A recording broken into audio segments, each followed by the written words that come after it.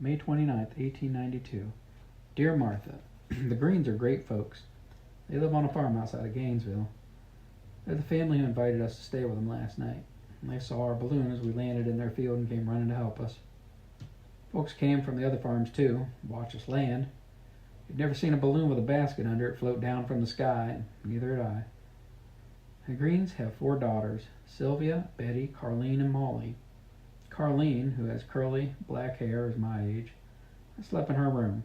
She's so pretty. She shares a room with Molly, so all 3 of us slept in their big bed. They wanted me to tell them all about my journey, but I was too tired. Dr. Winkleplex slept in the guest room. The bedspread and the curtains are pink, and the wallpaper has fancy roses on it. On the dresser is a matching pitcher and a face bowl. This morning, Mrs. Green, Sylvia, and Betty made a big breakfast. It was the first time I've sat down at a table since we left Salter's Grove. It made me homesick for Mama. She would have loved Mrs. Green and the beautiful plates on the table. We had hot cakes, sausage, strawberries, hashed brown potatoes, and orange juice. I ate like there was no tomorrow. Mr. Green said, "Ladies, I'd love to stay, but I got to get out to the fields. Make yourselves at home. Kate will take good care of you." Mrs. Green said, "Teddy, tell us all about your journey. Dr. Winkleplex tells us you've been through a great ordeal." I was full of good food, and the whole audience wanted to hear my story. I took my time. So much has happened. I had to think of which details to tell. I told everything I could think of. When I got to the part about Dylan, we all cried. I didn't mean for it to happen. It just did. Carleen said, "And you left Veronica in his arms?" Betty said, "You poor dear." Sylvia said, "And you believe your parents are alive?" Molly said, "Well, I'm glad the big balloon came out of the sky and brought you to us." Mrs. Green begged me to stay with them for a few weeks to get my strength back. She said, "Next week we'll be traveling to Sarasota to visit the shore. You could go with us." The girls got excited. Carleen practically jumped up and down. I thought about Mrs. Green's offer. I was tempted to say yes. Who wouldn't want to stay in their beautiful home and eat Mrs. Green's tasty cooking? And the shore? I haven't seen the ocean yet. Thought of it was almost overwhelming. It's so nice to have a family that welcomes me.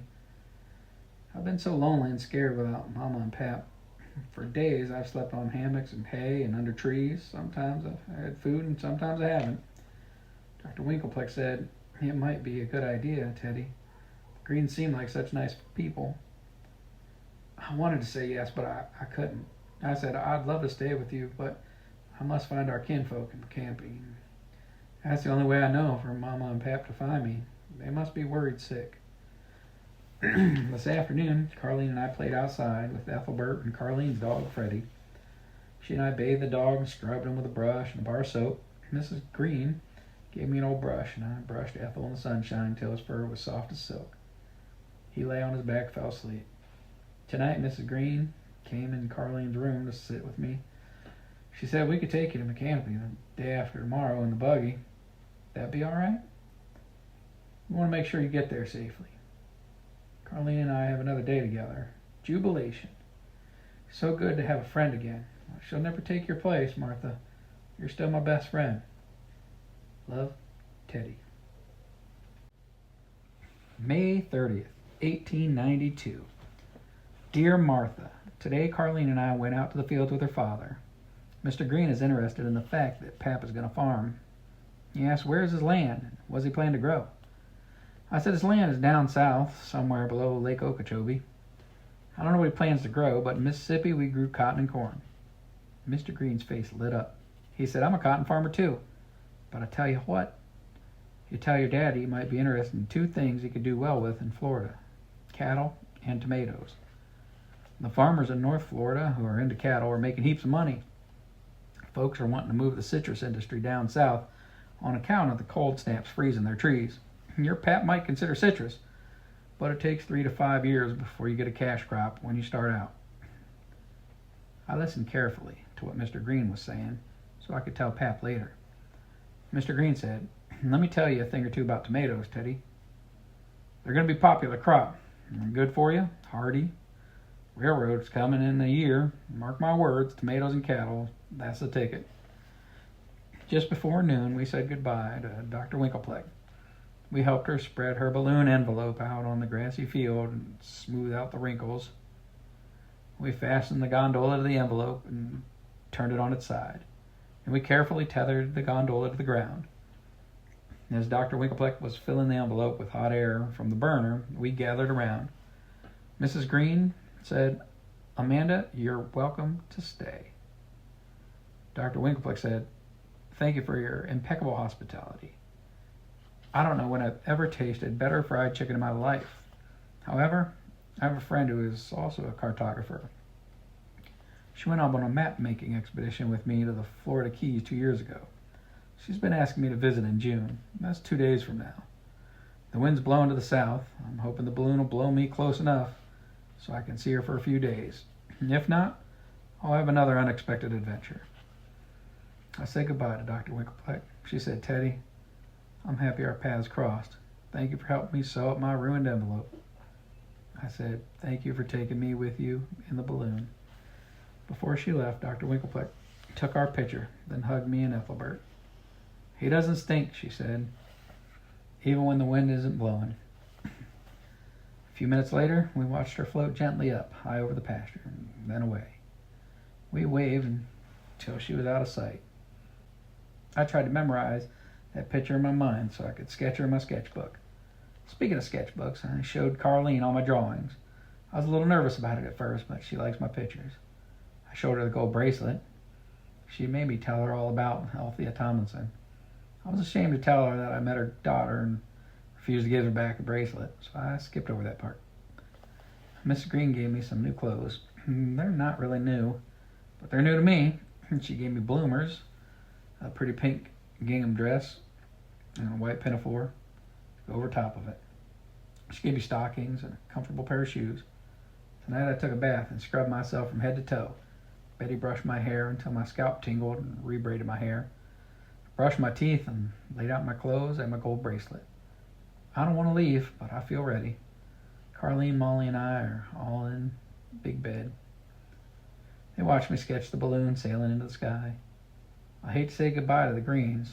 They become like my own family almost. Love, Teddy. May 31st, 1892. Dear Martha, I don't know how to tell you about today except to say that it didn't turn out like I thought it would. This morning, Mr. and Mrs. Green, Carly, and I drove to McCanopy in their buggy. They have 2 beautiful horses to pull the buggy. The large, thin buggy wheels go much smoother and faster than the ones on our covered wagon. On the way, we sang songs and told stories. Mrs. Green taught us the song, "She'll be coming round the mountain when she comes." When we got to McCanopy, Mr. Green suggested we go to the post office. He said, "They should know your relatives and tell us where to find them." A woman at the post office said, "Bodains? There's no Bodains here in McCanopy. But seems like there's a family several miles out of town on the dirt road by the name of Bodain. Only house out there." We drove down the dirt road. My heart beat quicker every minute.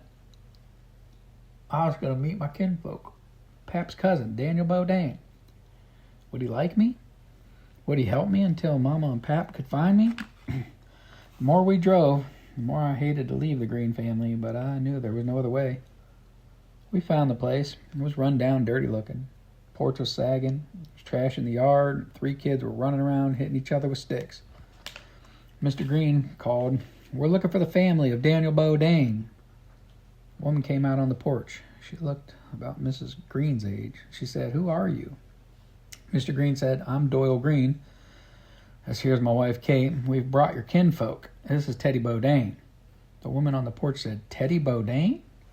I said, "Yes, ma'am. My name is Theodosia, but I go by Teddy." The woman said, "I'm Verna. We're the family of Daniel Bodain, but I don't know you. How are you related?" I felt nervous. Her voice made me feel unwelcome. I said, "My pap is the cousin of Daniel Bodain. We came to Florida on a wagon train. My folks got sick and we got separated. I looked for him for days. I'm sure my pap will come here to try to find me." She said, "Why would your father come here?" I said, "I have his land deed for safekeeping. I left him a note that said I would try to find you." Miss Bodain said, "Look, I'm sorry about your trouble, but we got a lot of mouths to feed here. The last thing I need is another." I said, You won't have to feed me. I have some money, a little bit. She said, money? Suddenly she looked interested. I said, I had $20, but I spent some on food. I have 19 and change left. Mr. Green said, I don't feel right about this. I think we better take Teddy back with us. Teddy, you can leave a note for your family telling them where you are. And I wanted to leave with the Greens. Something about Verna Bodain made me uneasy, but I wanted to be sure my parents could find me. Miss Bodain said, nonsense, Teddy's welcome to stay with us till her folks come. I said, ma'am, my dog is with me, but he's a good dog. He won't be any trouble. She said, Teddy, our home is your home. I hugged the Greens. Carlene and I tried not to cry. Miss Green did cry.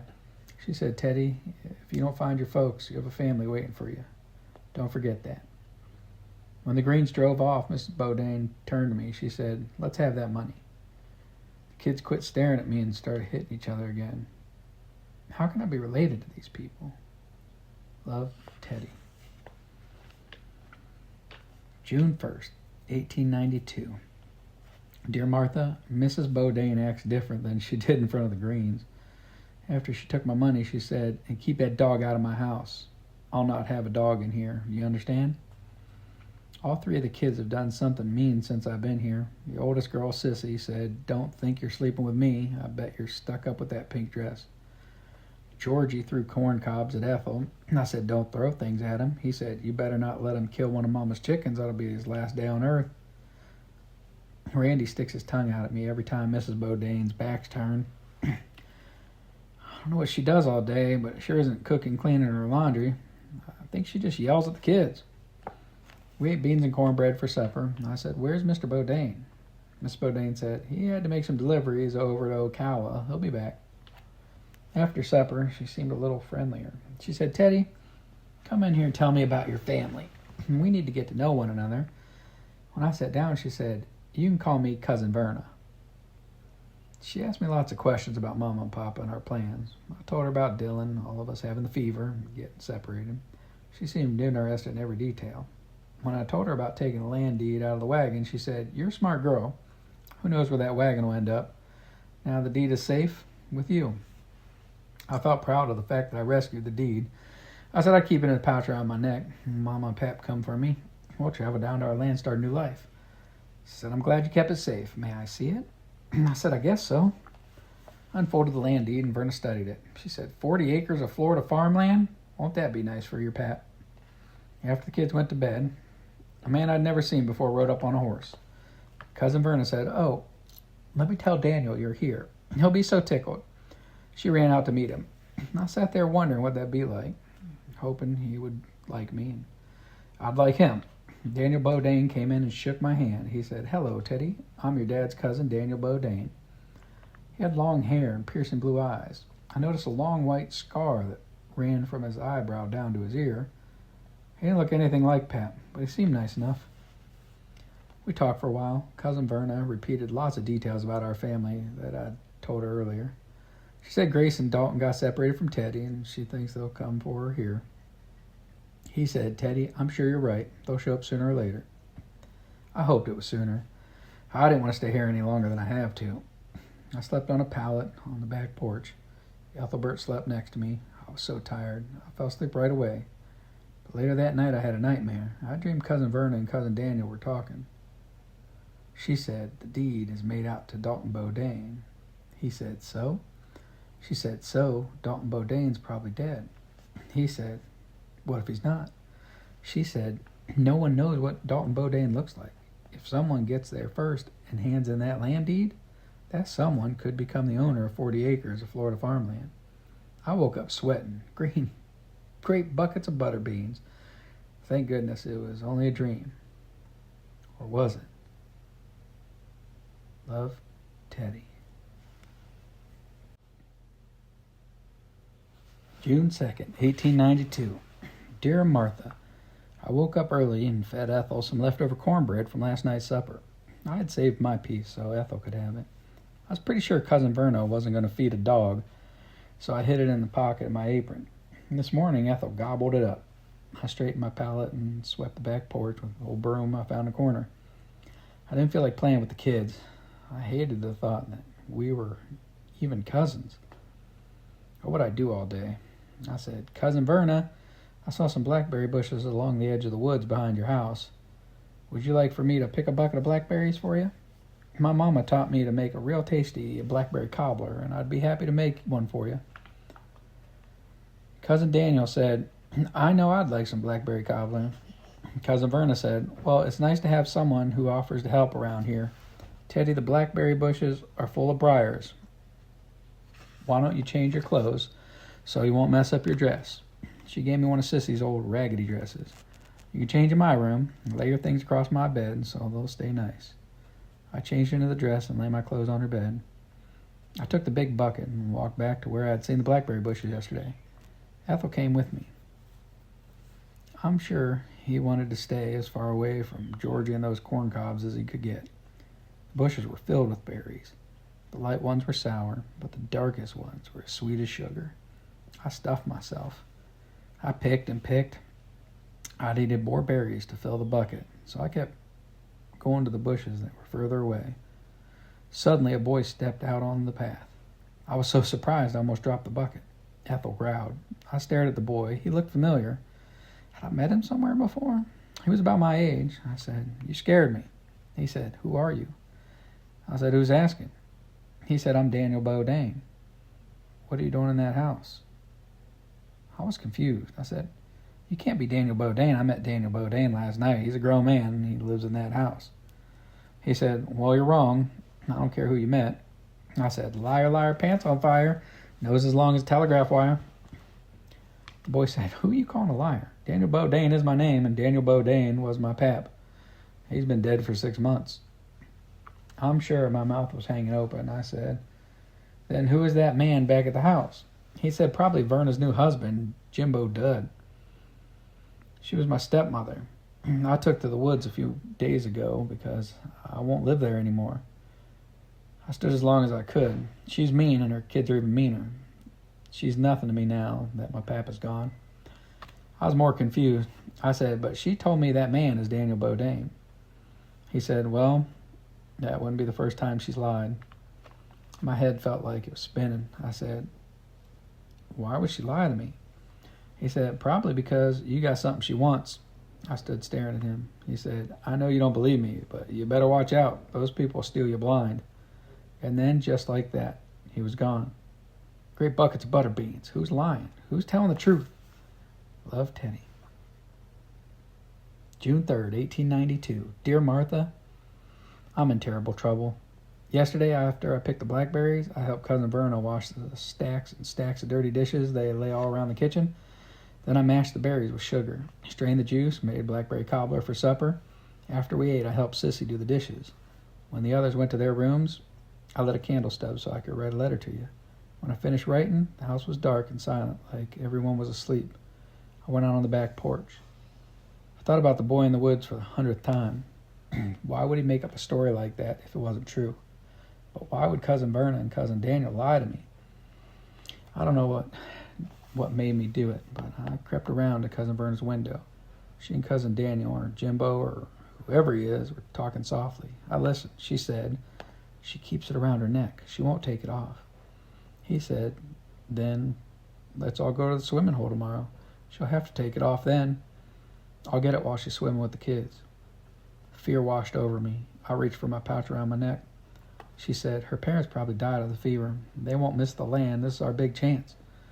He said, what will we do with the girl? She said, they have orphanages for kids with no parents, don't they? He said, but she'll tell them her parents are alive. She said, who are they going to believe, her or us? They won't believe a kid. Besides, she's had the fever herself. We'll say she's not in her right mind after losing her folks and being so sick. He said, Verna, you're a genius. This will be as easy as falling off a log. She said, one more thing. Take that mangy dog off. Get rid of him. Permanently. Do it first thing in the morning before the girl gets up. I don't want him hanging around here eating my food or killing my chickens. I ran back to the porch. My heart was pounding. I was shaking from head to toe. I tried to calm down. I knew we had to get away. I looked at the sky. The stars were bright. Found the Big Dipper and the North Star. I thought, if slaves could do it, so can I. I bundled my things up in the bandana and Felt for the pouch around my neck just to remind myself that it was safe. Ethelbert and I set out into the night, as quiet as two mice. I found the road and headed back towards McCanopy, just barely able to see the way. We walked and walked. I was tired, but we couldn't stop. My heart was heavy with fear when I thought about what I'd heard at the window. Why would folks want to steal something my pap worked so hard for? What made me feel worse was there was no one I could go to. The Greens would be at the beach in Sarasota. I didn't know how to get in touch with them. Who else would believe a word of a kid over two adults? The only thing I could do was run away. We finally came to the edge of town. I wanted to wait until daylight so I could leave a message for Pap and Mom at the post office in case they came for directions like I had. I looked for a place for us to sleep. There was a wagon parked under an oak tree. It was filled with freshly ginned cotton. I helped Ethel over the side and then climbed in. In 2 shakes of a lamb's tail, the two of us were fast asleep. Love, Teddy.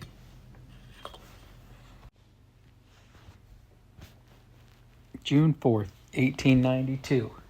Dear Martha, early this morning, a voice woke me up. It said, I told you those people weren't any good. It was a boy from the woods. And I said, would you quit scaring the daylights out of me? I felt sore from head to toe. My head ached and I was hungry. Those kids pestered me. He said, well, who are you? You never did tell me your name. I said, I'm not going to. I don't even know who you really are. How do I know I can trust you? You might be working with those people trick me. Thought of that house, of those kids, of those voices in the night, filled me with dread. He said, I told you, I'm Daniel Bodain. I glared at him. I'm looking for Daniel Bodain, but the grown man. He said, and I told you my pap died last November just after Thanksgiving. He got pneumonia, and that was it. I felt frustrated. I said, I don't believe you. That made Daniel mad. He said, all right, don't believe me then. I don't care 2 hoots and a holler if you believe me or not. I said, you don't have any idea what I've been through. He said, you don't have any idea who I am or what I've been through. You don't know what it's like. You have a family. What have I got? Nothing. His eyes snapped with anger as he spoke. Martha, this kid was riled up. He started off down the road, kicking a fat stick that lay in his path. I watched him leave, wondering, he looked so familiar. Who did he look like? Had I met him before? Where had I seen his face? I remembered Mama showing me something once. She kept it in a tiny velvet box. It was a picture of Pap as a boy. That was it. Same eyes, same chin. The boy looked like Pap. My heart almost skipped a beat. I called, Daniel. He said, what? He turned to look at me. My voice was soft when I asked, are you sure you're not related to that woman? He said, my mama died when I was little. Pap married Verna last year, a few months before he died. She came back with those 3 Philistines. They're not related to me, thank goodness. I don't have any family, period. At least none that I know of. I said, I think you do. He said, do what? I said, have a family? He looked curious. How so? I said, my name is Teddy. Teddy Bodain. You do have a family. You and I are cousins. Love, Teddy. June 5th, 1892. Dear Martha, Daniel looked absolutely astonished. He said, you think we're cousins? I said, I know we're cousins. If your dad was Daniel Bodain, he was my pap's cousin. That makes you and me cousins. He said, I got a cousin? And it's you? And I said, well, I'm not that bad. He said, where's your pap? He squinted at me. I said, that's what I'm trying to find out. I told him the quick version of who we are, where we came from, and what we were doing in Florida. So I've got family. He smiled for the first time. I smiled back. The sun was getting brighter. People were out and about. I pictured Jimbo and Verna discovered I was gone. I said, Daniel, I got to get out of here. Those people are going to be looking for me. He said, what's your plan? I tore out a sheet of paper and wrote a quick note. Dear Mama and Pap, your cousin, Daniel Bodain, is dead. The people who live in his house are bad. They are liars. They want to steal your land deed. I'll try to keep the deed safe until you find me. Miss Melman is going to a school in St. Augustine, the Sheridan School for Girls. She'll know where I am. Love, Teddy. P.S. Ethelbert is with me. So is my cousin, Daniel Bodain. He's 11 years old. I went to the post office. Daniel waited outside with Ethelbert. The same woman who had helped me before was just opening the door. I said, "May I buy an envelope, please, and a stamp?" I paid for it with 2 pennies the woman had tipped me for delivering her loaves of bread. Now I was totally broke, but I had to mail the letter. I sealed my letter in the envelope and put the stamp on the outside. I addressed the letter to Dalton and Grace Bodain, General Delivery, Mechanic, Florida. I said to the woman, "My parents, Dalton and Grace Bodain, might come looking for me. If they do, would you please give them this letter?" She said, "I'll make a note of it." I went back outside and told Daniel, "I got to get out of town. Jimbo wants Pap's land deed." We walked around the corner from the post office. The streets were busy with people. Suddenly, Daniel pulled me into the dry goods store. He said, "Look across the street." I looked out the window. It was Jimbo. He asked a woman something, and she shook her head.